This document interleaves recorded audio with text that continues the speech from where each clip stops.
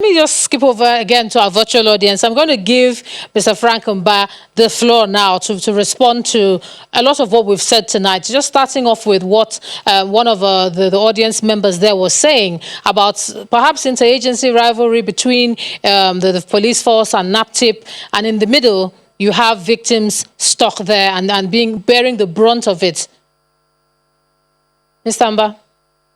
Well, thank you, Ijoma, for the opportunity of being on this platform. And I want to say very good evening to the members of the panel, particularly my very senior citizens on the panel, the Honorable Minister, His Excellency, the Governor of Ekiti State, and so many other very distinguished senior citizens on this platform.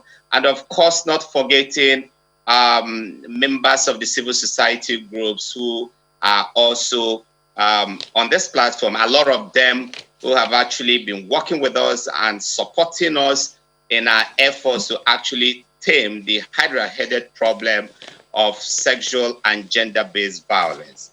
And having laid this foundation, let me start by responding rather than actually putting up my own ideas. Let me start by responding to some of the issues that have already been raised. And I will start with Dorothy Njamanze's position on the seeming rivalry between the Nigeria Police Force and the NAPTIP. And I want to tell you, Ijoma, that sometimes a lot of these situations are exaggerated and blown out of context. For us at this end, we don't see any form of rivalry or any form of competition between the NPF and NAPTIP. Rather, we see NAPTIP as a sister agency, and we need to work with them. And you need to understand this, Ijoma, that NAPTIP, from its inception, has been receiving a lot of support from the Nigeria Police Force. Whenever they have very risky operations, we provide fire cover for them. As a matter of fact, we've always had police officers seconded to NAPTIP from the time of its inception, and we continue to work with them.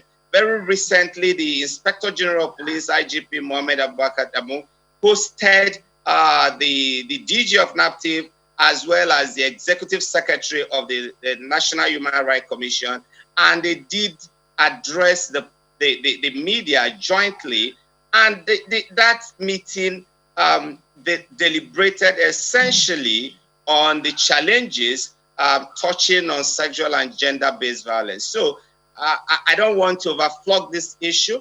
There are still rooms for us to improve in this partnership. There are still rooms for us to strengthen and deepen this collaboration, and that's exactly what we're exploring. We are looking at joint trainings sessions with members of the NPF, particularly those working in the the first gender units, coming together with operators of NAPTIP, and then receiving trainings together. We hope to deepen this, expand this, and then so the issue of rivalry, the issue of competition do not arise at all. Okay, Mr. Mba, as you're talking about training, are you also thinking about training in terms of forensics? Because what we hear is that at the point where the victim gets to report these cases to the police, they probably don't have too much of a hurdle. And then they are told to get some form of a medical report. In the case of rape now, not too much of a hurdle when they go. But then when it comes to the police assisting them to build their case using forensic evidence, that is where the police fail them. And so what are you doing about that? You know, that we always hear about, oh, the evidence has been contaminated and the case just dies and goes like that, even when there is evidence to prove otherwise. With the kind of statistics coming out of the Nigerian Police Force, your own statistics, can you still be doing it the same way? Okay, Ijoma, again, thank you, because this question will also be giving me an opportunity for me to address something that is very germane. and very fundamental in the successful investigation of any rape case or any case that has to do with indecent assault or sexual abuse of minors. And that is the issue of the integrity of not just the investigative processes, but also the need to protect the evidence from contamination. Let me start by stating this, that what we're doing here is a form of sensitization, and that's why we're gladly participating. A lot of the victims of rape, a lot of the victims of sexual assault actually unknowingly destroy the course of the case without even knowing. They contaminate this evidence, they contaminate the scene of crime without knowing. So we don't begrudge them. And when we have opportunity like this, for us to educate and sensitize citizens, not because we want these cases to continue, but because we are in a world where you cannot rule out the chances of these things happening. And now let me go straight to the point. In every case of sexual assault, in every case of rape, there are two fundamental scenes of crimes. Oh, we've had a bit of a challenge there, but at least we heard what he was trying to say there about the police trying to be all-inclusive and there's no rivalry according to... Okay, you're back. Please continue your thoughts quickly. I was saying that in every case of rape, there are fundamentally two scenes of crime.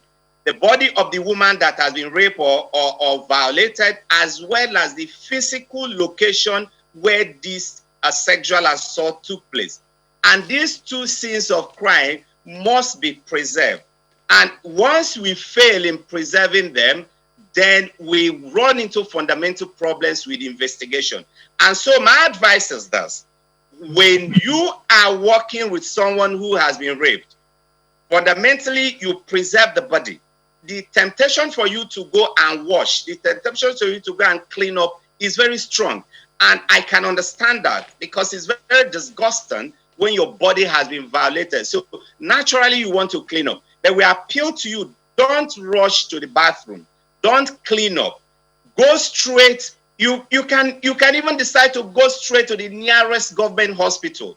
Finish up from the hospital before you go to the police station, so that a qualified medical doctor can examine you. A qualified medical doctor can collect samples from your body. A qualified medical doctor can collect some of the evidence and preserve them for us. Secondly, it is also important that you maintain the physical scene of crime in almost a very pristine form. Don't tamper with anything. Don't try to make the bed. Don't dispose the condom if the person used condom while sexually assaulting you. If you suspect that you were drugged or your drink was laced with any substance, please don't dispose the remnant of the drink, whether it is yogurt, whether it is Ribena, whether it's Coke, or whether it's wine. Leave those things for us. When we come, we know how to pick them up, no matter how disorganized the room is, no matter how messed up the car is, or wherever the offense might have taken place. Leave them in that form. When we come in, when investigators come in and see those scenes, it is easier for us to reconstruct the scene of crime and interpret what might have happened.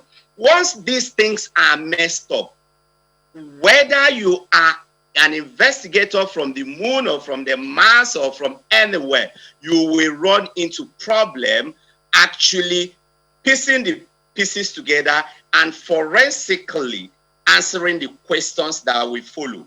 So these are very key issues. Okay. And once we're able to deal with these issues, particularly in cases of rape, it becomes easier for us to nail the suspect. And another thing that I've listening to this program, I also seen a lot of other panelists talking about is the culture of silence. We must break the conspiracy and that culture of silence. And We must speak out as we are speaking out today. We must galvanize support. We must let our citizens know that once a case of sexual abuse or rape has been reported, there is no need walking the way of avoidance and the way of concealment. But incidentally, that's what a lot of people do. They do Okay. that, whether it's in the church, whether it's in the mosque, whether it's in the school, whether it's in the family. There are always conscious efforts to silence the victim, particularly when they are underage persons. Sometimes the concealment comes from their parents, from their mothers, from their nephews, and also a lot of time parents don't even believe their children when they tell them they have been sexually abused, especially by people in position of trust, in position of authority, and people who have got filial relationship with them. Okay, Mr. Mba, unfortunately, I'm going to have to take those as your final words or on the matter. Yes, we do hear you.